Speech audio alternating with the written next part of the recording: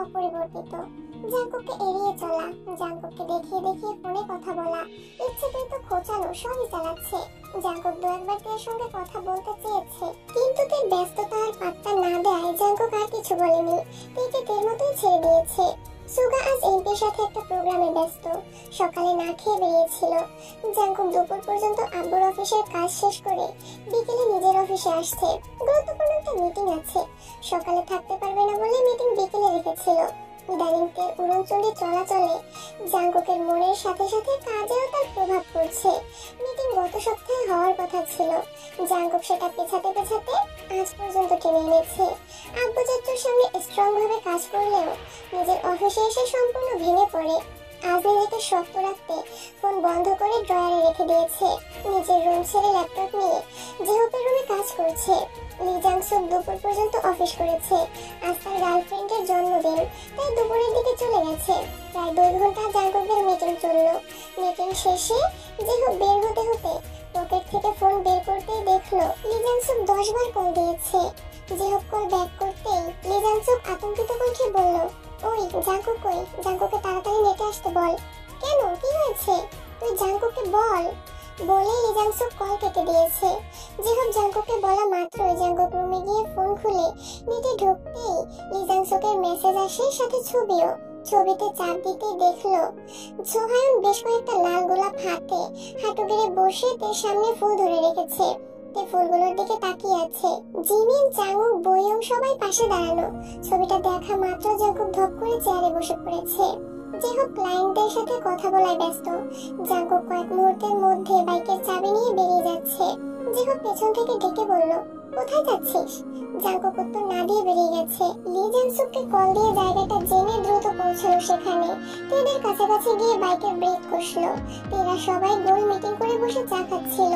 সোহায়নের হাতে এখনো একগুচ্ছ লাল গোলাপ। লি জাংসুক আর তার গার্লফ্রেন্ড কিছুটা দূরে বসেছিল। জাঙ্কুক তেদের কাছে আসতেই সবাই মাথা উঁচু করে তাকালো। চায়ের কাপ সাইডে রেখে সবাই একসঙ্গে দাঁড়ালো। তে জাঙ্কুকের শ্যামবর্ণের চেহারার পানে চেয়ে আছে।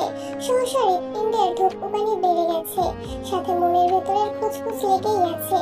জাঙ্কুক চোখ বুঝে দীর্ঘশ্বাস ছেড়ে 2 কদম এগিয়ে তের ঠিক সামনে গিয়ে দাঁড়ালো। তে কিয়ৎক্ষণ আহম্মকের মতো চেয়ে রইল, কিছু বলল না। জাঙ্কুক পক্ষ রেখে তের চোখের দিকে তাকিয়ে বাজখাই কণ্ঠে প্রশ্ন করলো, এখানে কেন এসেছিস? তে অনিচ্ছা সত্ত্বেও ঠোঁটে মিষ্টি হাসি রেখে স্বাভাবিক কণ্ঠে বলল, আড্ডা দিতে। জাঙ্কুক পুনরায় প্রশ্ন করলো, শুধু আড্ডা দিতে? জি। তের কণ্ঠস্বরে নিরুত্তাপ ভাব দেখে জাঙ্কুক মেজাজ চরম লেভেলের খারাপ হচ্ছে। বারবার চোখে সে ছবিটা ভাসছে। জাঙ্কুক রাগান্বিত কণ্ঠে বলল, সত্যি কথা বলতে? তে নিরুত্তর। সোহায়ন স্বাভাবিক কণ্ঠে বলল, ভাইয়া, তেকে কিছু বলবেন না। জাঙ্কুক ঘাড় ফিরিয়ে রক্তাভ চোখে তাকালো সোহায়নের দিকে। কণ্ঠে অগ্নি ঢেলে হুঙ্কার দিয়ে উঠল, স্টপ ইওর মাউথ। আমি তোমার সঙ্গে কথা বলতে আসিনি এখানে। আজ আমার আর তের মাঝে কেউ একটা টু শব্দ করলে তার লাশ পড়বে এখানে। জাঙ্কুকের লাল চোখ জোড়া দেখে সোহায়ন দৃষ্টি নামিয়ে নিল। জিমিন সহ সবাই মাটির দিকে তাকিয়ে আছে। জাঙ্কুকের হুঙ্কারে ভয়ে সব কয়টা কাঁপছে। ওদের অবস্থা দেখে জাঙ্কুক নিজেকে শান্ত করার ব্যর্থ চেষ্টা করলো, কিন্তু ভেতরের ক্রোধের কাছে হার মানতে বাধ্য হলো। জাঙ্কুকের এমন কাণ্ডে তে অবাক চোখে তাকিয়ে আছে। পিড়পিড় করে কাঁপছে ঠোঁট, বুকের ভেতর হৃৎপিণ্ডটা দিক বিদিক ছুটছে। ভয়ে ঢোক গিলল। জাঙ্কুকের চোখে চোখ রেখে কণ্ঠ 4 গুণ ভারী করে শুধালো, তুই ওই ছেলেকে পছন্দ করিস, হ্যাঁ কি না? তে নিজের দৃষ্টিতে জাঙ্কুকের দিকে তাকিয়ে আছে। বারবার ঢোক গিলছে, কিছু বলতে পারছে না। তে সহসা তাকালো ওদের দিকে। সোহায়নরা চোখ নামিয়ে হ্যাঁ বলতে বলল। জাঙ্কুক ভাইয়ের মনের কথা জানার এর যে উত্তম উপায় আর নেই। তের শ্বাস আটকে যাচ্ছে, শ্বাসনালীতে তুফান চলছে। কি করে বলবে ও এত বড় মিথ্যাটা? জাঙ্কুক তার বাহুতে চেপে ধরে বাজকাই কণ্ঠে প্রশ্ন করলো, তাকাই দিকে। তের দেহ আবারও কম্পিত হলো, সঙ্গে সঙ্গে তাকালো জাঙ্কুকের চোখের দিকে। রক্তাভ 2 চোখ থেকে যেন আগুন বের হচ্ছে। সেই আগুনে তের হৃদয় পুরো ছারখার হয়ে যাচ্ছে। সোহায়নদের শেখানো প্রতিটা কথা এর মাথায় ঘুরছে। জাঙ্কুক ভাইয়ের মনের কথা জানতে হলে মিথ্যাটা বলতেই হবে। তে ঢোক গিলে ফোঁস করে শ্বাস ছেড়ে গভীর কণ্ঠে বলল, হ্যাঁ। জাঙ্কুক সহসা তার বাহু ছেড়ে দিয়েছে। কয়েক মুহূর্ত তের চোখের দিকে তাকিয়ে রইল। কপাল ঘামছে। জাঙ্কুক হাত দিয়ে কপালের ঘাম মুছে ঘুরে গিয়ে বাইকে বসে বাইক স্টার্ট দিল। লি জাংসুক জাংকুককে থামানোর অনেক চেষ্টা করেছে, কিন্তু জাংকুক বাইক থামানোর অবস্থায় নেই। জাংকুক চলে গেছে। তে আকস্মাৎ মাথা ঘুরে পড়তে নিলে জিমিন তাড়াতাড়ি তাকে জড়িয়ে ধরে। জাংকুকের সামনেতে যতই শক্ত কণ্ঠে বলুক না কেন, ভেতরের কম্পনের কাছে সব হার মানতে বাধ্য। তে অজ্ঞান হয়ে জিমিনের কোলে শুয়ে আছে। বয়ং পানি এনে তার চোখে মুখে পানি ছেটাচ্ছে। এর মধ্যে জেহপ আসছে। জাংকুক কল না ধরায় জেহপ লি জাংসুককে কল দিয়েছে।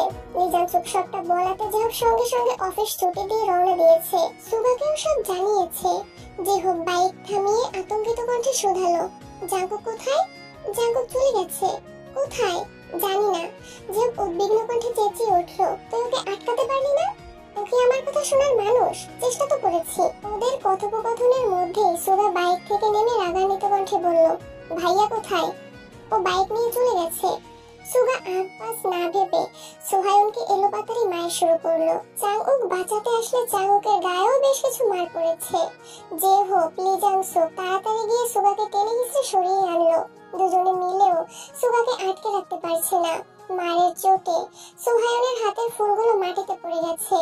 সোহায়নের নাক দিয়ে রক্ত বের হচ্ছে। জেহব আর লি জাংসুক সুগাকে শান্ত করে গম্ভীর কণ্ঠে বলল, তুই তেকে নিয়ে বাসায় যা। সুগা তেকে ধমক দিতে গেলে জেহব সঙ্গে সঙ্গে ভারী কণ্ঠে বলল, সুগা তেকে কিছু বলবি না, চুপচাপ বাসায় নিয়ে যা। সুগা দীর্ঘশ্বাস ছেড়ে জিমিনের দিকে এক পলক তাকালো। রাগ আর ক্রোধ যেন বেরিয়ে আসতে চাইছে। ঘুরে যেতে নিলে ফুলগুলোর দিকে সুগার নজর পড়ে। সঙ্গে সঙ্গে পায়ের জুতা দিয়ে টকটকে লাল গোলাপগুলো পিষে ফেলেছে। বয়ঙ্গা চোখ নামিয়ে সেই দৃশ্য দেখলো। কেউ চোখ তুলে সুগার মুখের দিকে তাকাতে পারছে না। সুগা বাইকের কাছে যেতে যেতে সোহায়নদের দিকে তাকিয়ে রাগান্বিত কণ্ঠে হুঙ্কার দিল, আমি এখন চলে যাচ্ছি ঠিকই, কিন্তু আমার ভাইয়ের কিছু হলে তোদের খবর আছে বলে দিলাম। সুগা বাইক স্টার্ট দিয়ে তেকে উদ্দেশ্য করে ভারী কণ্ঠে বলল, ওঠ, তেকে চুপচাপ বাসায় নামাইয়ে দিবি, রাগ দেখাবি না বললাম। সুগা সোহায়নদের দিকে একবার তাকালো। গভীর কণ্ঠে জেহবের উপর চেঁচিয়ে উঠলো, আমার ভাইকে তাড়াতাড়ি খুঁজে বের করো, না হয় লাশ গুম করার ব্যবস্থা করো, আমি আসছি। জাংকুককে জেহব আর লি জাংসুক মিলে কলের পর কল দিচ্ছে, কিন্তু জাংকুক একবারের জন্য কল ধরছে না। প্রথম দিকে জাংকুকের ফোনে কল ঢুকলেও কিছুক্ষণ পরে জাংকুক ফোন বন্ধ করে ফেলেছে। বয়ংরা একে অপরের দিকে অসহায়ের মতো তাকিয়ে আছে। জিমিন বিড়বিড় করে বলল, তোদের সাবধান করেছিলাম, একবারের জন্য কথা শুনলি না। সরি দোস্ত। জেহব সোহায়ন আর চাংউকের দিকে তাকিয়েও দেখছে না। পাবলিক প্লেসে মারছিল বলে বাধ্য হয়ে সুগাকে তখন আটকিয়েছিল জেহব, না হয় সুগার সাথে সাথে জেহবও দুটাকে পিটাতো। ওদের প্রতি প্রায় 5 মাসের ক্ষোভ জমে আছে জেহবের মনে। জেহবের কলিজার বন্ধু জাংকুক। জাংকুকের সবকিছুতে যেমন জেহব সবার আগে এগিয়ে আসে, অমনি জাংকুকও তাই। ছোটবেলা থেকে ওদের ফ্রেন্ডশিপ অনেক স্ট্রং। সচরাচর দেখা যায় এক বন্ধু ঝগড়া লাগলে আরেক বন্ধু থামায়, অথচ ওদের মধ্যে এমন সম্পর্ক যে একজন ঝগড়া লাগলে আরেকজন সঙ্গ দেয়। দুজন মিলে ওই ছেলেকে মারে। কলেজ জীবনে জেহব টুকিটাকি রাজনীতি করত, কিন্তু জাংকুকের সেসবে কোনো ইন্টারেস্ট ছিল না। তবে জেহবের সাথে যেই লাগতে আসতো, দুই বন্ধু মিলে ওইটার অবস্থা খারাপ করে ফেলতো। পরবর্তীতে কলেজের পরীক্ষায় জেহবের রেজাল্ট খারাপ হওয়ায় জাংকুক বুঝিয়ে শুনিয়ে জেহবকে রাজনীতি থেকে সরিয়ে এনেছিল। এখনো কলেজের অনেক বন্ধুরা জেহবকে লিডার বলে ডাকে। জেহব জাংকুককে কল দিয়েই যাচ্ছে। এই সুযোগে লি জাংসুক চোখের ইশারায় সোহায়ন আর চাংউককে চলে যেতে বলল, কারণ সুগা যদি বাই এনি চান্স আবার এখানে আসে আর সোহায়নদের সামনে পায়, তাহলে এবার আর ওদের বাঁচানো যাবে না। চাংউক সোহায়নকে নিয়ে চলে গেছে। জেহব কিছুক্ষণ পর বিষয়টা খেয়াল করেছে, তবুও লি জাংসুক কিচ্ছু বলেনি। জেহবের সব টেনশন এখন জাংকুককে নিয়ে। শহরের আশেপাশে যত বন্ধু আছে একে একে সবাইকে কল দিয়ে জানিয়েছে। যাদের বাইক আছে তারা বাইক নিয়ে বেরিয়ে পড়েছে। জেহব এগিয়ে গিয়ে একটা রিক্সা ঠিক করে জিমিনকে বলল, তুমি বাসায় চলে যাও। জিমিন আচ্ছা বলে চলে গেছে। জেহব বাকিদের উদ্দেশ্যে রেগে বলল, তোমরাও যাও এখন। জেহবের রাগী স্বর শুনে ওরাও মাথা নিচু করে চলে গেছে। পরিস্থিতি অস্বাভাবিক দেখে লি জাংসুকের গার্লফ্রেন্ড চলে গেছে। জেহব লি জাংসুককে নিয়ে বাইক স্টার্ট দিল। সুগা তেকে বাসার সামনে নামিয়ে দিয়ে চলে গেছে। একটা কথাও বলেনি। জেহবরা প্রায় 1 ঘন্টা যাবত আনাচে কানাচে ঘুরেছে, অথচ জাংকুক একেবারে নিরুদ্দেশ হয়ে গেছে। কেউ জাংকুককে কোনো খোঁজ পাচ্ছে না। জিমিন বাসায় গিয়েই তেকে কল দিল। তে রিসিভ করতেই বলল, কি রে, তুই ঠিক আছিস? আমি ঠিক আছি, কিন্তু জাংকুক ভাইয়ের কোনো খোঁজ পাচ্ছি না। তুই জাংকুক ভাইকে কল দে, আমার ভয় লাগতেছে। এখন ভয় লাগে কেন? এতদিন বারণ করার পরও তো একটু ভয় লাগলো না তোর? আমি এখন কি করব জিমিন? জাঙ্কুক ভাইকে কল দে, আর কিছু করতে হবে না। উনি কি কল ধরবেন? ধরবেন কিনা সেটা দিলেই বুঝবি। তুই ওনাকে রাগাইছিস, তোকে শান্ত করতে হবে এখন। আমি পারবো না, আমার ভয় লাগতেছে। আর একটা কথা বললে তোর খবর আছে বলে দিলাম। সোহায়নদের কথায় লাফালাফি করার সময় তোর ভয়টার কোথায় ছিল? আচ্ছা দিচ্ছি কল। জিমিন কল কাটতে তে জাঙ্কুকের নাম্বার বের করলো। ভয়ে বুক কাঁপছে অবিরাম। 5 মিনিট অপেক্ষার পর বুকে সাহস নিয়ে জাঙ্কুকের নাম্বারে ডায়াল করলো। জাঙ্কুকের ফোন বন্ধ পেতে আটকে উঠলোতে বারবার কল দিতে লাগলো। ভয় আর দুশ্চিন্তা 3 গুণ বেড়ে গেছে। যে হোক লি জাংসুক, সুগা, এদিকে তে সবার একাধারে কল দেওয়ার কারণে একবার নেটওয়ার্ক বিজি বলছে, আবার বন্ধ বলছে। তে আজ পর্যন্ত যতবার জাঙ্কুকে কল দিয়েছে কোনো সময় ফোন বন্ধ পায়নি। আজই প্রথম জাঙ্কুকের ফোন বন্ধ। তে রাগের চোটে কান্না শুরু করে দিয়েছে। প্রায় 15 মিনিট একের পর এক কল করতে করতে অবশেষে একটু থামলো। ভয়ে ভয়ে কল করলো সুগাকে। সুগা কল রিসিভ করতে তে উদ্বিগ্ন কণ্ঠে শুধালো, জাঙ্কুক ভাইয়ের কোনো খোঁজ পেয়েছো ভাইয়া? সুগা ঢোক গিলে নিজেকে ধাতস্থ করে স্বাভাবিক কণ্ঠে বলল, না, বাসায় আপাতত কিছু বলিস না। আচ্ছা। সুগা কল কেটে দিয়েছে। তার টেনশনে হাত পা ঠান্ডা হয়ে আসছে। সন্ধ্যা হয়ে গেছে, অথচ এখনো জাঙ্কুকের কোনো খবর নেই। আজ বাসায় তেমন মানুষও নেই। জেনির নানু খুব অসুস্থ, তাই জেনিরা 2 দিন হলো ওদের নানু বাড়িতে গেছে। বেকুইন জেনিদের নিয়ে গেছেন, এখনো বাসায় আসেননি। ইয়নজুন আর জিন বাসায় আছেন, কিম নামজুন অফিসে। কিম সোবিন সকালে রাজশাহী গেছেন। তে উপর হয়ে শুয়ে ফোনে জাঙ্কুকের ছবি দেখছে আর অঝরে কাঁদছে। তে বর্তমান বয়সটা দোষের। এই বয়সে এমন ঘটনা ঘটানো অস্বাভাবিক কিছু না। জাঙ্কুক ভাইয়ের প্রতি বেধক আবেগ, ভালোবাসি শোনার তীব্র আকাঙ্ক্ষা। যে যা বলেছে সব শুনেছে। নিজের করা ভুলের জন্য এখন খুব পস্তাচ্ছে। সন্ধ্যা পেরিয়ে রাত হতে চলল, কিন্তু জাঙ্কুকের কোনো হদিশ নেই। কিম নামজুন 7টার দিকে বাসায় ফিরেছেন। কিম নামজুন নিজেও জাঙ্কুকে 2-3 বার কল দিয়েছেন। জাঙ্কুকের ফোন বন্ধ পেয়ে বাসায় এসে জিনকে শুধালেন, জাঙ্কুক কি বাসায় এসছে? এখনো আসেনি। ওর ফোন বন্ধ কেন? তোমার সাথে কথা হয়েছে? না, হয়তো ফোনের চার্জ শেষ। তুমি দুশ্চিন্তা করো না। কিম নামজুন অল্প নাস্তা করে শুয়ে পড়েছেন। একটু পর এর ফোনে আননোন নাম্বার থেকে কল আসলো। প্রথমবার রিসিভ করলো না, দ্বিতীয়বার রিসিভ করতেই ওপাশ থেকে যে হোক আতঙ্কিত কণ্ঠে প্রশ্ন করলো, জাঙ্কুক কোথায় তুই? আমি তে। আমি তোমার জেহব ভাইয়া। জি ভাইয়া, চিনতে পেরেছি। জেহব কিছুটা স্বস্তির নিঃশ্বাস ছেড়ে জিজ্ঞেস করলো, জাঙ্কুক কি বাসায় গেছে? এখনো আসেনি। উনি কোথায় আছে ভাইয়া? জাঙ্কুক বাসায় যায়নি? তাহলে এই নাম্বার? এটা আমার নাম্বার, ভাইয়া সিমটা আমায় দিয়েছিল। ও, আমি জানতাম না, সরি। আসলে এই সিমটা আগে জাঙ্কুক ইউজ করত। দেশের বাইরে যাওয়ার আগ পর্যন্ত এটাই ওর নাম্বার ছিল। পরে নতুন সিম নিয়েছে। এত বছর যাবত নতুন সিমগুলোতেই যোগাযোগ করে আসছি। আজ ওর ফোন বন্ধ পেয়ে অনেক খোঁজে এই নাম্বারটা পেয়েছি। এই সিম তাহলে তোমায় দিয়ে দিছে? তের মাথায় এবার আকাশ ভেঙে পড়েছে। প্রায় 2-3 বছর যাবত তে এই সিম ইউজ করছে। ভেবেছে সুগার সিম, তাই কেমন মাথাও ঘামায়নি। অথচ এই সিম জাঙ্কুক ভাইয়ের। এক মুহূর্তেই তের চোখ বন্ধ হয়ে আসছে। নিজের কানকে বিশ্বাস করতে পারছে না। সামান্য ভালোবাসার কথা শোনার জন্য তে এতটা উতলা হয়ে উঠেছিল, অথচ তের সবকিছু জুড়েই জাঙ্কুকের স্মৃতি জড়িত আছে। জাঙ্কুক ভাই তাকে সব দিক থেকে আষ্টে পৃষ্ঠে জড়িয়ে রেখেছে। তে করুণ কণ্ঠে বলল, ওনার খোঁজ পেলে আমায় জানাবেন প্লিজ। অবশ্যই, রাখছি। জিহব কল কেটে দিতেই তে ফোন বিছানায় ছুঁড়ে ফেলে দিয়েছে। নিজের উপর এত রাগ হচ্ছে যে কি করতে কি করবে কিছুই বুঝতে পারছে না। ফ্লোরে বসে দুহাতে নিজের চুল মুষ্টিবদ্ধ করে ধরে অপরিচ্ছন্ন ভাবে কেঁদেই চলেছে। প্রায় রাত 9টার পর সুগা হঠাৎ ইয়নজুনকে কল দিল।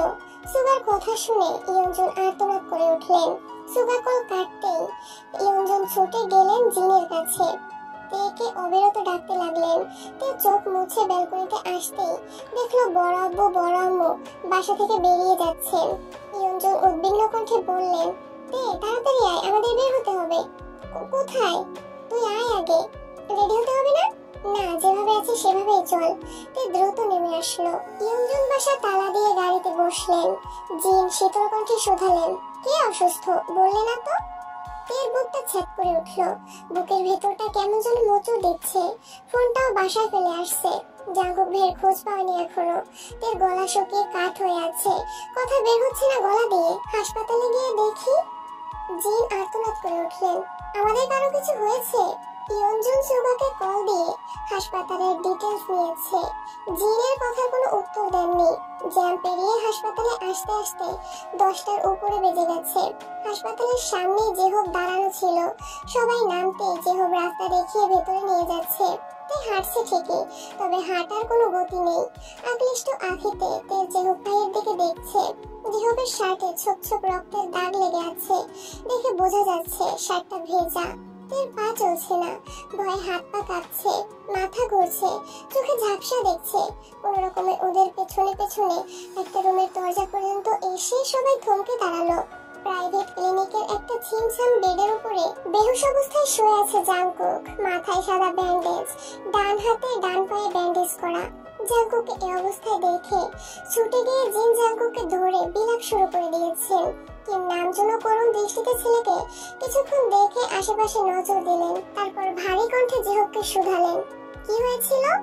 বাইক অ্যাক্সিডেন্ট করেছে। কিম নামজুন সঙ্গে সঙ্গে হুঙ্কার দিয়ে উঠলেন, বাইক কেনার সময় বলছিলাম, একবারের জন্য আমার কথা মানলো না। সুগা কোথায়? ইম্পর্টেন্ট কাজে গেছে, চলে আসবে আঙ্কেল। ওর কি এমন ইম্পর্টেন্ট কাজ? জেহব মাথা নিচু করে দাঁড়িয়ে আছে, কিছুই বলছে না। এদিকে তে নিস্তব্ধ হয়ে দাঁড়িয়ে আছে, একজন নড়ছে না। তের অভিব্যক্ত আঁখি যুগল জাঙ্কুকের পরিশ্রান্ত চেহারায় আটকে আছে। ইয়ঞ্জন জিন অঝরে কেঁদেই চলেছেন, কিন্তু তের চোখে এক ফোঁটা পানি নেই। পাথরের ন্যায় দাঁড়িয়ে আছে, নেই কোনো অনুভূতি। সুগা ইয়ঞ্জনকে ফোন করে আগেই সবটা জানিয়েছিল। ইয়ঞ্জন শক্ত হয়ে তে সহ বড় আব্বু বড় আম্মুকে নিয়ে আসতে বলেছিল। তাই ইয়ঞ্জন বুকে পাথর চেপে স্বাভাবিক থাকার চেষ্টা করেছিল। জাঙ্কুকের জ্ঞান ফিরছে না। ডাক্তার বলেছেন মাথায় চাপ খাওয়ায় ঘন্টা কয়েক সময় লাগবে, আপাতত হাসপাতালেই রাখতে বলেছেন। এর মধ্যে সুগা আসছে। হালকা রঙের শার্টটা রক্তের দাগে কালো খয়েরি রং ধারণ করেছে। দু হাতে পায়ে গায়েও রক্ত লেগে আছে। কিছু রক্তের দাগ শুকিয়ে গেছে, আর কিছু দাগ এখনো ভেজা। অ্যাক্সিডেন্টের খবর শুনে সুগা সবার আগে জাঙ্কুকের কাছে পৌঁছেছিল। রাস্তার স্পিড ব্রেকারের কাছে জাঙ্কুকের রক্তাক্ত দেহ নিথর হয়ে পড়েছিল। টকটকে লাল রক্তে অর্ধেক রাস্তা ভরে গিয়েছিল। সুগা জাঙ্কুককে একাই অ্যাম্বুলেন্সে উঠিয়ে হাসপাতাল পর্যন্ত নিয়ে আসছে। হাসপাতালে জেহব আর লি জাংসুক আগে থেকে উপস্থিত ছিল। জেহব আর সুগা মিলে জাঙ্কুককে ইমার্জেন্সি ওয়ার্ডে নিয়ে গিয়েছিল। জাঙ্কুকের চিকিৎসা শুরু করা মাত্র সুগা এই অবস্থাতেই হাসপাতাল থেকে বেরিয়ে গেছে। জাঙ্কুককে রুমে দেওয়ার পরপরই জেহব লি জাংসুককে বাসায় পাঠিয়েছে। জেহবের টি শার্ট আর অন্যান্য কিছু জিনিস নিয়ে আসছে। সুগা রুমে ঢুকতেই কিম নামজুন হুঙ্কার দিয়ে উঠলেন, কোথায় ছিলে তুমি? সুগা শার্টের হাতার ফোল্ড খুলতে খুলতে গম্ভীর স্বরে বলল, কাঁদছিল। তোমার ভাইকে একা ফেলে যাওয়ার চেয়েও গুরুত্বপূর্ণ কাজ ছিল? সুগা রাগী স্বরে বলল, হয়তো। সুগা ইয়ঞ্জনকে আগেই বাসা থেকে ড্রেস আনতে বলেছিল। সুগা ব্যাগ থেকে একটা টি শার্ট আর একটা প্যান্ট বের করে ওয়াশরুমে চলে গেছে। কিম নামজুন পাশে একটা চেহারে দুহাতে মাথা চেপে ধরে বসে আছেন। একমাত্র ছেলে অ্যাক্সিডেন্ট করে হাসপাতালে অজ্ঞান অবস্থায় পড়ে থাকলে কোনো বাবা মাই ঠিক থাকতে পারেন না। এর মধ্যে সোবিন কল দিয়েছেন। কিম নামজুন ফোন রিসিভ করতেই সোবিন স্বাভাবিক কণ্ঠে বললেন, ভাইজান কেমন আছো? আলহামদুলিল্লাহ, তুই কেমন আছিস? আলহামদুলিল্লাহ। বাসার সবাই কেমন আছে ভাইজান? কেমন আর থাকবে, তোর ভাতিজা অ্যাক্সিডেন্ট করে হাসপাতালে পড়ে আছে। কে, জাঙ্কুক? হ্যাঁ। কবে, কিভাবে? আজকে, কিছুক্ষণ আগে। কিভাবে অ্যাক্সিডেন্ট করেছে এটা ছেলের জ্ঞান ফিরলে বলতে পারবে, এখনো জ্ঞান ফেরেনি। আমি রওনা দিব? না, ডাক্তার বলেছেন তেমন সমস্যা নেই, কয়েক ঘন্টার মধ্যে জ্ঞান ফিরবে। তাছাড়া কাল পরশু নাগাদ হয়তো বাসায় নিয়ে যেতে পারবো, তুই কাজ শেষ করেই আয়। আচ্ছা। সুগার কি অবস্থা? ওই অবস্থা আমি বলতে পারবো না। জাঙ্কুকে হাসপাতালে এনে কোথায় গেছিল কে জানে, মাত্র আসছে। আচ্ছা, তোমরা সাবধানে থেকো, আর আমি সুগার সাথে কথা বলে নিব। রাত 12টা বাজতে চললো। জাঙ্কুকের এখনো জ্ঞান ফেরেনি। সুগা আর জেহব হাসপাতালের ব্যালকনিতে বসে আছে। তে জাঙ্কুকের পায়ের কাছে বসে আছে। ইয়ঞ্জন জিন দুজনেই জাঙ্কুকের পাশে বসে আছেন। সুগা রুমে এসে স্বাভাবিক কণ্ঠে বলল, তোমাদের এখানে থাকতে হবে না, আমি আর জেহব ভাই আছি, কোনো সমস্যা হলে জানাবো। আমি যাব না, এখানেই থাকবো। জাঙ্কুকের জ্ঞান ফিরবে কখন? ডাক্তার বলেছে একটু সময় লাগবে, অপেক্ষা করা ছাড়া আমাদের হাতে আর কিচ্ছু নেই। জ্ঞান না ফিরলে আমি বাসায় যাব না। বড় আম্মু, প্লিজ এমন করো না। তুমি অসুস্থ, তাছাড়া বড় আব্বুরও পর্যাপ্ত রেস্ট নেওয়া দরকার। তোমরা বাসায় গিয়ে ঘুমাও, সকালে রান্না করে খাবার নিয়ে এসো। জিনের আপত্তি সত্ত্বেও সুগা ইয়ঞ্জনকে চোখের ইশারায় বোঝালো ওনাদের নিয়ে যাওয়ার জন্য। তে মাথা নিচু করে বসে আছে। সুগা তেকে উদ্দেশ্য করে ঠান্ডা কণ্ঠে বলল, আম্মুরা বাসায় যাচ্ছে, তুইও বাসায় চলে যা। আমি কোথাও যাব না। সমস্যা নেই, আমরা আছি, তুই বাসায় যা। আমি থাকবো। তের চোখ টলমল করছে, চোখ তুলে তাকালো সুগার দিকে, করুণ কণ্ঠে বলল, প্লিজ ভাইয়া, আমি থাকি। সুগা গম্ভীর কণ্ঠে দেখে বোঝানোর চেষ্টা করলো, কিন্তু তে যাবে না মানে যাবেই না। বাধ্য হয়ে সুগা আম্মু, বড় আম্মু আর বড় আব্বুকে বুঝিয়ে শুনিয়ে গাড়ি পর্যন্ত দিয়ে আসছে।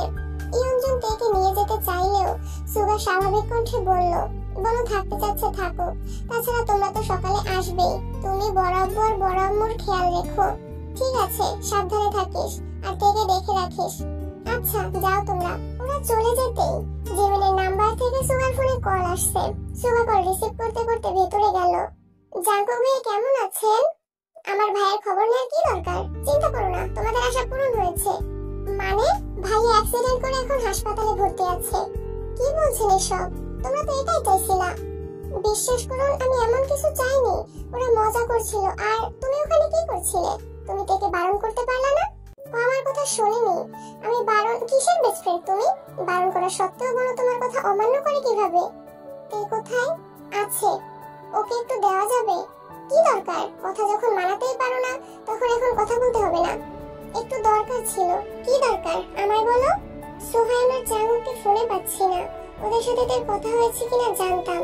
সোহায়নার চাঙ্গুক যেখানে থাকা সেখানেই আছে, বোনের সাথে কথা হয়নি।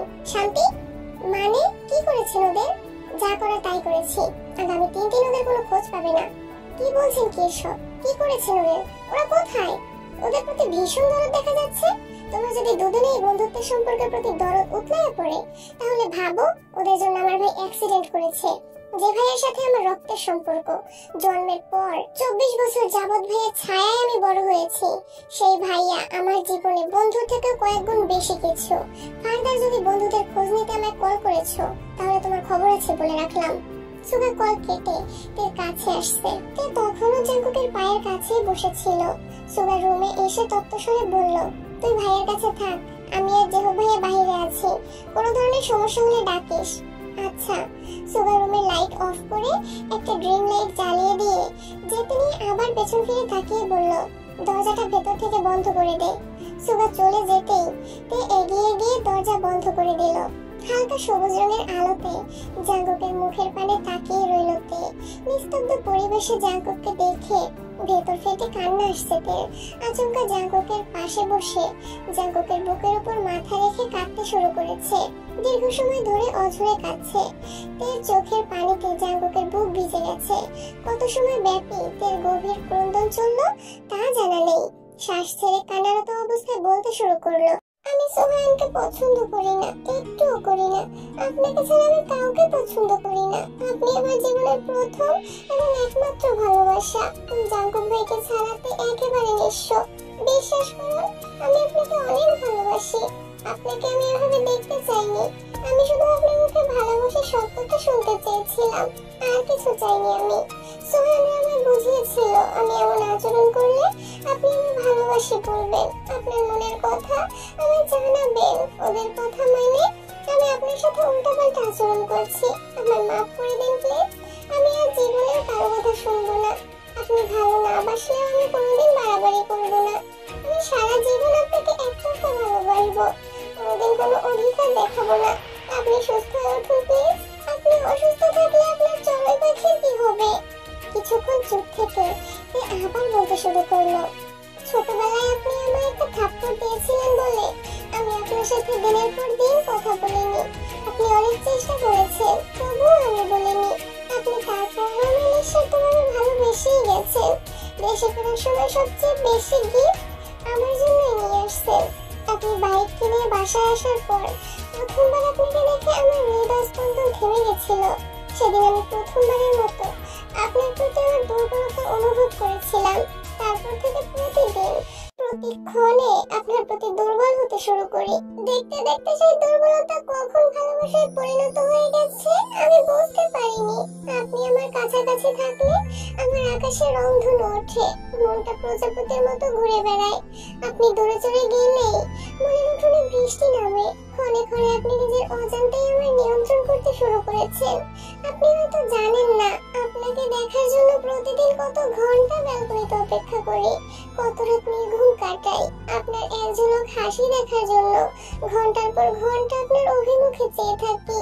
আপনার প্রতি এত বছরের ক্রোধ কয়েক মাসে কিভাবে যেন প্রণয়ের রূপ নিয়েছে। এখন রাগ করলেও সেই রাগ বেশি সময় স্থির হয় না। আপনার একটু যত্নেই সব ভুলে যায়। কিন্তু সব ভুলে গেলেও আপনার আশেপাশে কোনো মেয়ের ছায়া আমি কোনোভাবেই সহ্য করতে পারি না। লিসা আপু, এমপির মেয়ের আচরণে আমার যতটা লাগিয়েছিল তার থেকেও কয়েকগুণ বেশি কষ্ট পেয়েছিলাম। যেদিন আপনি বলেছিলেন আপনি বিবাহিত, একটা বাচ্চা আছে, তখন 2 রাত আমি শুধু কেঁদেছিলাম। আপনার অনাদেয় কর্মকাণ্ড আর কিছু অনাকাঙ্ক্ষিত আচরণে ক্ষুব্ধ হয়ে সোহায়নের তালে তাল মিলিয়েছিলাম। আপনার অধিকার বোধ আমার বারবারই আকৃষ্ট করে। তবে আজ কেন অধিকার দেখাননি? আমি আপনার কথা হ্যাঁ বলেছিলাম যাতে আপনি আপনার মনের ভাব প্রকাশ করতে পারেন।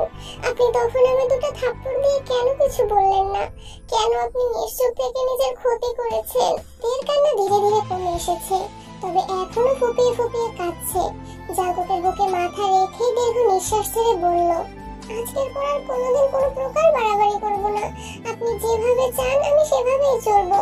আপনার ভালোবাসা আদায় করতে আর উঠে পড়ে লাগবো না। আপনি ভালোবাসলেও আমি আপনার, আপনি ভালো না বাসলেও আমি আপনার। তবুও প্লিজ সুস্থ হয়ে উঠুন। গভীর রাত পর্যন্ত তে আবল তাবল বলেই গেছে আর জাঙ্কুককে ডেকেছে। ধীরে ধীরে তে শান্ত হয়ে গেছে। ক্লান্তিতে জাঙ্কুকের বুকে মাথা রেখে 2 হাতে জড়িয়ে ধরা অবস্থাতেই ঘুমিয়ে পড়েছে। 1 মিনিট, 2 মিনিট, 5 মিনিট পর ঘুমের মধ্যে তের নিঃশ্বাস ভারী হয়ে গেছে। সহসা পিটপিট করে চোখ মেলল জাঙ্কুক। জ্ঞান ফিরেছে অনেকক্ষণ আগে। প্রেয়সীর আবেগ জড়িত অনুভূতিগুলোকে শুনতে ইচ্ছে করেই চোখ বন্ধ করে রেখেছিল। জাঙ্কুক চোখ নামিয়ে তাকালো তের ক্রন্দিত মুখের পানে। মৃদু আলোতে জাঙ্কুকের প্রেয়সীকে দেখলো খানিকক্ষণ। সহসা চোখ বন্ধ করে লম্বা করে শ্বাস ছাড়লো। এটা প্রথমবার নয়, তে জাঙ্কুকের জন্য প্রথমবার যখন কেঁদেছিল তারপর 1 সপ্তাহ গলা দিয়ে কথা বের হয়নি তের। তখন তের বয়স 4 কি 5 আর জাঙ্কুকের বয়স 12 কি 13 চলে। জাঙ্কুক তখন হঠাৎ করে গুরুতর অসুস্থ হয়ে পড়েছিল। টানা 15 দিনের উপরে অসুস্থ অবস্থায় হাসপাতালে ভর্তি ছিল। অবুঝদের জীবনে জাঙ্কুক তখন একমাত্র খেলার সঙ্গী। জাঙ্কুক আর সুগার বয়সের পার্থক্য 2 বছর হয়। সুগার স্মৃতি জাঙ্কুকের মাথায় ছিল না, তবে তে জন্মের সময় জাঙ্কুক 7-8 বছরের ছিল বিধায় মোটামুটি বুঝতো। প্রথম বোন হওয়ায় তেকে সর্বোচ্চ আদরে রেখেছে জাঙ্কুক। তের আদো আদো কণ্ঠের ডাক এড়িয়ে খেলতে যাওয়ার সাধ্য ছিল না জাঙ্কুকের। সারাক্ষণ বাড়িতেই তের সঙ্গে খেলতো। তে ঘুমালে খেলতে বের হতো। 7-8 বছর বয়সের ছেলের চোখে তে তখন বোন মানে বোনই ছিল। তেকে বোন ব্যতীত অন্য কোনো নজরে দেখেনি জাঙ্কুক। ধীরে ধীরে জাঙ্কুককে বড় হতে শুরু করেছে। জাঙ্কুকের যত্নে তে তখন থেকেই জাঙ্কুকের প্রতি উন্মাদ ছিল। শিশুদের যারা বেশি আদর করে তারা তাদের সঙ্গে বেশি স্বাচ্ছন্দ্য বোধ করে। হঠাৎ জাঙ্কুকের অসুস্থতা ছোট্টদের মনেও গভীর আঘাত দিয়েছিল। জাঙ্কুক হাসপাতালে থাকাকালীন তেকে কেউ নিয়ে যায়নি। 15 দিন পর জাঙ্কুকের শারীরিক অবস্থা এতটাই দুর্বল হয়ে পড়েছিল যে ডাক্তার চিকিৎসা চালাতেও হিমশিম খাচ্ছিল। জাঙ্কুক কোনো কিছুতেই রেসপন্স করছিল না। হার্টবিট একেবারে কমে গেছিল। কোনো কারণে ব্রেইনে প্রেসার পড়েছিল। মৃত্যুর সময় অতি সন্নিকটে চলে আসছিল। ডাক্তার সঠিক রোগ ধরতে পারছিল না। কোনো চিকিৎসা চলছিল না। নিরুপায় হয়ে ডাক্তার বাড়িতে জানিয়েছিল জাঙ্কুক যদি নিজ থেকে রেসপন্স না করে তবে তাকে বাঁচানো সম্ভব হবে না। এই কথা শুনে বাড়ির সবাই হাসপাতালে হাজির হয়েছিল। সেদিন প্রথমবারের মতো ছোট্টতে জাঙ্কুকের উপর হয়ে পড়ে কেঁদেছিল। কাঁদতে কাঁদতে বলেছিল, ভাইয়া ওঠো, আমার সাথে খেলবে না? জিম কেঁদে কেঁদে বলছিলেন, তোর ভাই হয়তো আর কোনোদিন তোর সাথে খেলতে পারবে না। চুপ করো, ভাইয়ের কিচ্ছু হবে না। জাঙ্কুককে শক্ত করে জাপটে ধরে আর্তনাদ করে বলেছিল, তোমার কিছু হলে আমার কি হবে? তুমি মরে গেলে কিন্তু আমিও মরে যাবো। ভাইয়া ওঠো, কথা বলো আমার সাথে। সবাই টেনেও থেকে জাঙ্কুকের বুকের উপর থেকে উঠাতে পারেনি।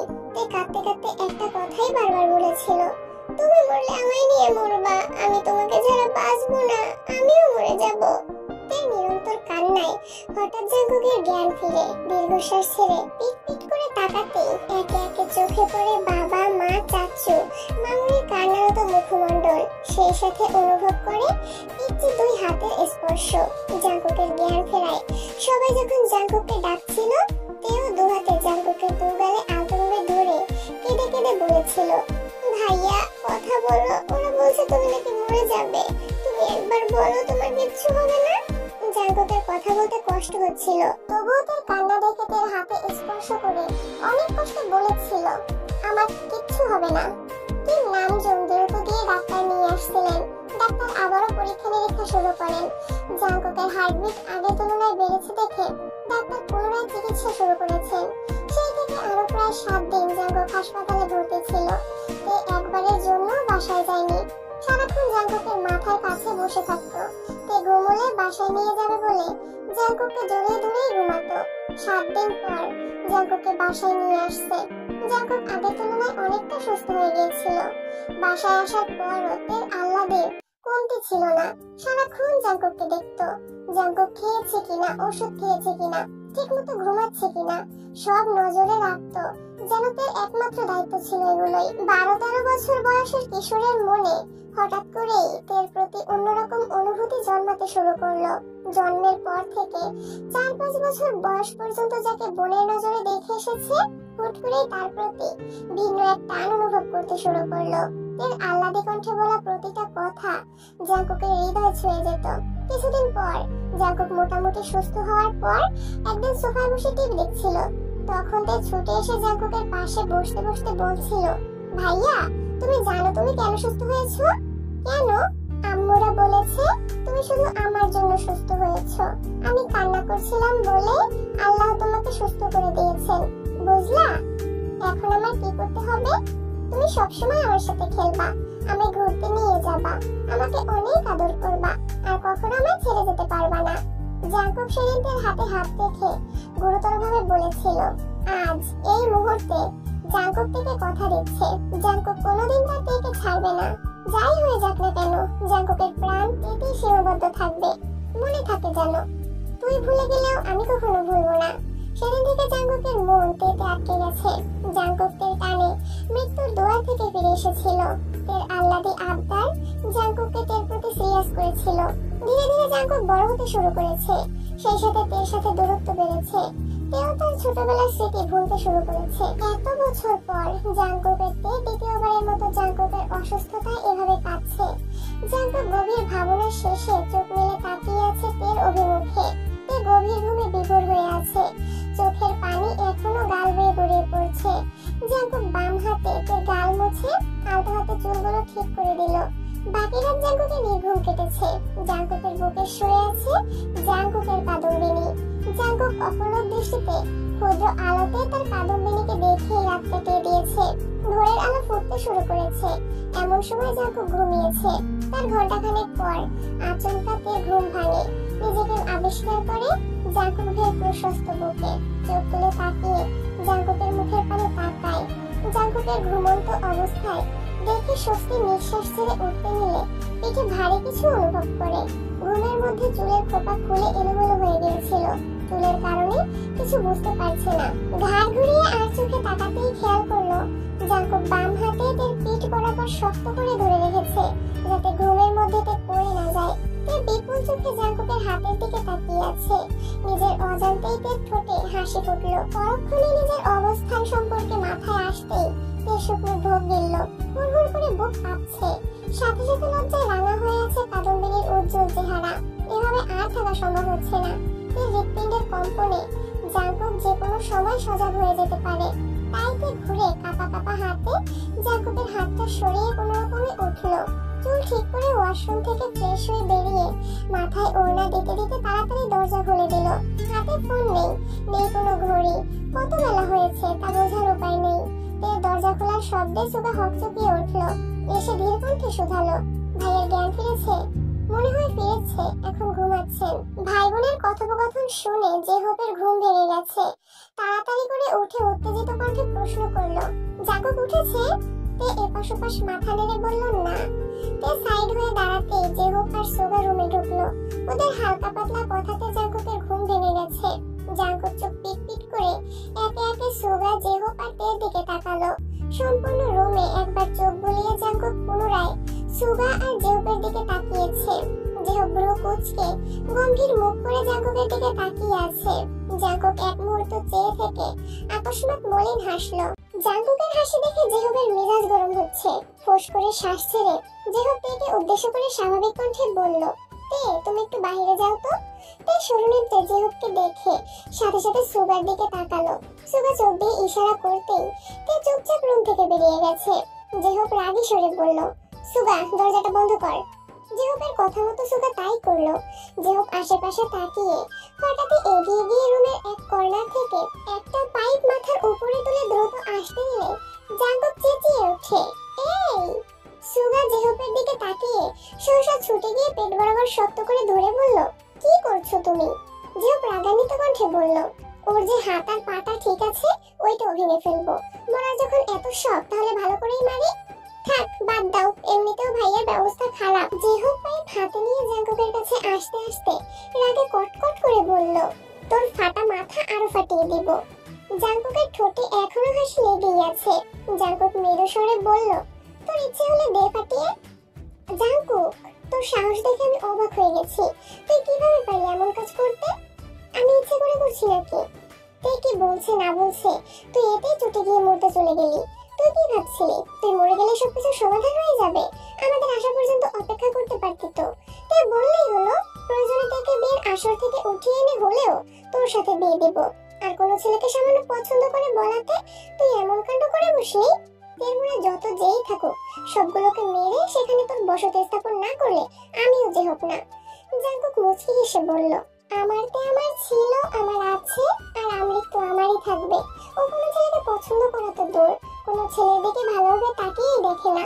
ওর মন মস্তিষ্ক জুড়ে এই জাঙ্কুক ব্যতীত অন্য কোনো পুরুষের অস্তিত্ব নেই। আর কোনোদিন কেউ আমার কাদম্বিনীর প্রিয় পুরুষ হতেও পারবে না। এই কনফিডেন্স আমার আছে, বুঝলি? তাহলে সোহায়না থেকে ফুল নিল যে, ফুল নিতে দেখেছিস? না, কিন্তু ছবি যা দেখছি সবগুলোতে সোহায়নাকে ফুল অফার করেছে, কিন্তু আমারতে সেই ফুল ছুঁয়েও দেখেনি। তারপরও ওই ছেলের সাহস কিভাবে হলো এভাবে থেকে ফুল দেওয়ার? ওটা ওদের প্ল্যান ছিল। ওরা ছবি তুলে ফেসবুকে পোস্ট করার প্ল্যান করেছিল যাতে সেটা আমার চোখে পড়ে, কিন্তু আমি ওখানে চলে যাওয়াতে ওরা থতমত খেয়ে ফেলেছে। তুই এসব কিভাবে জানিস? তে বলেছে? আমি আগে থেকেই সব জানি, তাছাড়া তেও কিছুটা বলেছে। হারামি, তুই যদি আগে থেকে সবকিছু জানতিস তাহলে অ্যাক্সিডেন্ট করতে গেছিলি কেন? আমি তোকে বেশি কিছু বলতাম না, বরং ওদের সাথে আড্ডা দিয়ে আমি ওকে নিয়ে চলে আসতাম। কিন্তু ওই ছেলের এক্সট্রা কেয়ার দেখে সঙ্গে সঙ্গে পায়ের রক্ত মাথায় উঠে গেছিল।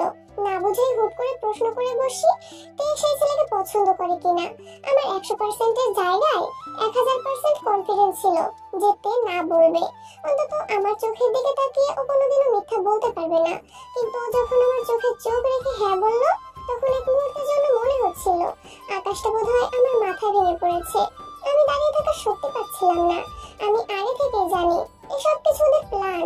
ওরা আমার মুখ থেকে কিছু শুনতে চাচ্ছে, কিন্তু ওর হ্যাঁ শোনার পর নিজের উপর আর নিয়ন্ত্রণ রাখতে পারিনি আমি। যখন বুঝতে পেরেছি এখানে থাকাটা রিস্ক, তখনই আমি সেখান থেকে চলে এসেছি। একটু শান্ত থাকলেই মাথাটা ঠিক হয়ে যেত, তাহলে এভাবে অ্যাক্সিডেন্ট করতে হতো না। আরে বাবা, আমি ইচ্ছাকৃত অ্যাক্সিডেন্ট করিনি। আমি যেখানে জানি ও আমার, সেখানে অ্যাক্সিডেন্ট করে মরতে বসা বোকামি ছাড়া আর কিছুই না। তো করলি কিভাবে? ফাঁকা রাস্তা, মন খারাপ, তাই আমি মোটামুটি ভালো স্পিডে বাইক চালাচ্ছিলাম। প্রায় জনমানব শূন্য এক জায়গায় হুট করে এক পাগল বাইকের সামনে চলে আসছে। পাগলের অবস্থা তো জানিসই, রাস্তার মাঝখানে এদিক সেদিক ছোটাছুটি করছে। যখন বুঝতে পারছি পাশ কেটে যাওয়া কষ্টকর হবে, ততক্ষণে প্রায় কাছাকাছি চলে গেছি। পাগলের আলামত দেখতে দেখতে স্পিড ব্রেকার খেয়ালই করিনি। আচমকা ব্রেক করাতে স্পিড ব্রেকারে ধাক্কা লাগছে। এমনিতেই মাথা ভর্তি দুশ্চিন্তা, ধাক্কা খাওয়ার বাইক কন্ট্রোল করার কথা ভুলেই গেছিলাম। এরপর কি হয়েছে জানি না। বড় আব্বু কাল বেশি কিছু বলেনি, আজকে তোমার খবরই আছে। জাঙ্কুক মলিন হেসে হঠাৎই সূক্ষ্মনেত্রে সুগার দিকে তাকিয়ে প্রশ্ন করলো, তুই ওদের কিছু করিসনি তো? জেহব হেসে বলল, বেশি কিছু করেনি, জাস্ট 2 দফায় হালকার উপরে ঝাপসা আপ্যায়ন করেছে আর কি। জেহব যা বলছে সত্যি? কি করেছিস তুই? সুগা চোখ নামিয়ে মৃদু স্বরে বলল, যা করার তাই করেছি, তোমার তাদের নিয়ে ভাবতে হবে না। এখন কোথায় আছে? আছে কোনো এক জায়গায়। তুই জিমিনের সামনে মেরেছিস? হ্যাঁ। তোর আমি কি বুঝাইলাম সুগা? আর তুই এটা কি করলি?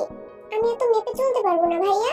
ওইটা পাবলিক প্লেস না হলে আর জেহব ভাইয়ের আমায় না আটকালে গতকাল ওইখানে ওই ছেলেকে খুন করে ফেলতাম। যুদ্ধ হয় সমানে সমানে, ওরা যতই লাফালাফি করুক না কেন। তোর আমার কাছে ওরা এখনো অনেক ছোট। ছোট হয়ে বড়দের মতো আচরণ করেছে, তাই আমিও আমার রূপ দেখিয়েছি। তোর আচরণে জিমিনের তোর প্রতি বিদ্বেষ না চলে আসে। আসলে আসুক, আমার জীবনে আমার ভাই বোনের সামনে বাকি কিছু গুরুত্বহীন। সে যদি এতটাই ম্যাচিউর হয় তাহলে আশা করি অবশ্যই বুঝবে। জাঙ্কুক টুকটাক কথা বলে হঠাৎই গুরুতর কণ্ঠে বলল, আমার জানটা বাইরে একা আছে। সুগা দেখ তো আমার ময়না পাখিটা কি করছে। বাহ, এত পিরিত দেখাতে হবে না। তোর বাসর করার ইচ্ছে ছিল আমাদের জানাতেই সম্পূর্ণ অফিস সাজিয়ে প্রকাণ্ড আয়োজন করে তোদের বাসরের ব্যবস্থা করতাম। জাঙ্কুকের চোখ উজ্জ্বলতায় ঝলমল করছে, মুখে লাজুক হাসি। সুগা নিঃশব্দে হেসে পা বাড়াতে জেহব সহসা উত্তেজিত কণ্ঠে শুধালো, বাই দ্য ওয়ে, বাসররাত কেমন কাটলো জাঙ্কুক? জাঙ্কুক ঠোঁটের কোণে হাসি রেখে উদাসীন কণ্ঠে বলল, ফুলের সুবাস ছাড়া বাসরাতের সৌন্দর্য ফিকে মনে হচ্ছিল। ফুল দিয়ে সাজাতে পারলি না? বাস কই রে, বাস টান কেউ। সুগা থেকে ডেকে নিয়ে আসছে। তে নাকের ডগা পর্যন্ত ওড়না টেনে রেখেছে। তে রুমে আসতে জাঙ্কুক আর চোখে তের দিকে তাকিয়ে আছে, কিন্তু তের দৃষ্টি নিচের দিকে। ঘুরে এসে কোনো রকমে জাঙ্কুকের পায়ের কাছে মাথা নিচু করে বসলো। সুগা আর জেহব নাস্তা আনতে বেরিয়ে গেছে। রুমে শুধু জাঙ্কুক আর তে। জাঙ্কুক এক দৃষ্টিতে তেকে দেখছে। পাতলা ওড়নার আড়ালে তের কণ্ঠ অভিমুখে জাঙ্কুক নিষ্পলক চোখে তাকিয়ে আছে।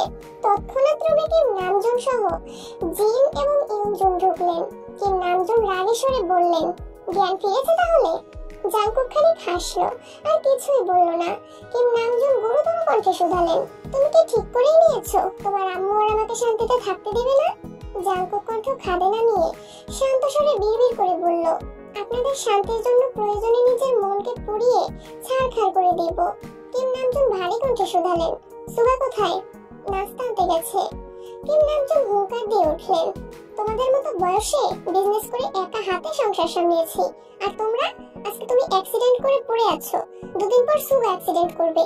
এই বয়সে এসেও তোমাদের জন্যই টেনশন করতে হবে নাকি?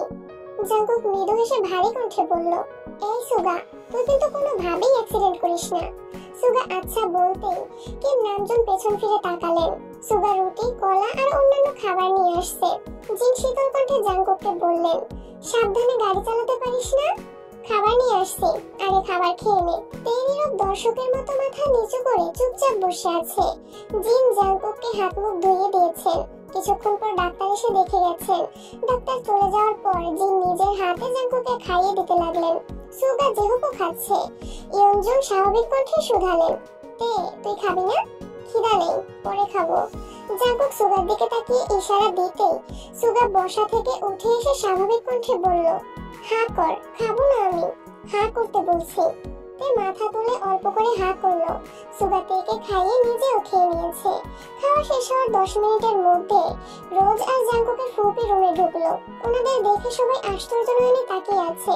কিম নামজুন বোনের দিকে এক পলক তাকিয়ে ভারী কণ্ঠে বললেন, তুই এখানে? তোদের কে খবর দিয়েছে? আসসালামু আলাইকুম, আমার ভাইয়া আমাদের খবর দিয়েছেন। কিম তেহি কোনো কথা বললেন না। ভিতরে এসে জাঙ্কুকের দিকে তাকিয়ে তপ্ত স্বরে বললেন, এখন শরীর কেমন? জাঙ্কুক আর চোখে তের দিকে তাকালো। সহসা স্বাভাবিকভাবেই বলল, আলহামদুলিল্লাহ ভালো। তোমার ভাইয়াকে? রোজ জেহবের দিকে তাকিয়ে অল্প হেসে বলল, জেহব ভাইয়া। জিন বিস্ময়সমত একবার জেহবকে দেখলো, আবার রোজকে দেখলো। হুবহু চেহারার মিল না থাকলেও দুজনের চোখ দেখতে একই রকম। জিন কণ্ঠ ভারী করে প্রশ্ন করলেন, তুমি জেহবের কেমন বোন? আপন বোন। কিম নামজুন জেহবের দিকে তাকিয়ে প্রখর তপ্তস্বরে শুধালেন, রোজ তোমার বোন? জি আঙ্কেল, আমার একমাত্র বোন। ইয়নজুন আর জিন শুধু মুখ চাওয়াচাই করছেন। তুমি জেহবের বোন, সে কথা আগে বলনি কেন? কখনো তেমন প্রয়োজন হয়নি, সেজন্য বলা হয়নি আর কি। জাঙ্কুককে চিন্তা না? জি মোটামুটি চিনতাম, কিন্তু তোমাকে তো সুগা বাসায় আনছিল। সুগাকে তুমি কিভাবে চিনো? সুগা ভাইয়ের সাথে একটা প্রোগ্রামে দেখা হয়েছিল, পরিচয় দেওয়ায় চিনতে পারছি। তখন কথায় কথায় উনি তের কথা বলেছেন। তের জন্য টিচার খুঁজছিলেন। তখন ভাবলাম তেকে আমিই পড়াই। সেভাবেই তেকে পড়ানো শুরু। জিন, ইয়নজুন ও কিম নামজুন একের পর এক প্রশ্নের প্রত্যুত্তরে রোজ প্রতিবারই বুদ্ধিমত্তার পরিচয় দিয়েছে। কোনো প্রকার মিথ্যার আশ্রয় না নিয়ে ঘুরিয়ে ফিরিয়ে সাবলীল ভূমিতে সকল উত্তর দিয়েছে। কিম নামজুন অফিসে চলে যাবেন। সবার থেকে বিদায় নিয়ে দরজা পর্যন্ত গিয়ে আবার থমকে দাঁড়িয়েছেন। কিম তেহির দিকে তাকিয়ে ভারী কণ্ঠে বললেন, বাসায় আসিস? রোজ কিম নামজুনের দিকে তাকাতেই তিনি মৃদু হেসে বললেন, তোমার শাশুড়িকে নিয়ে বাসায় এসো। জি আচ্ছা।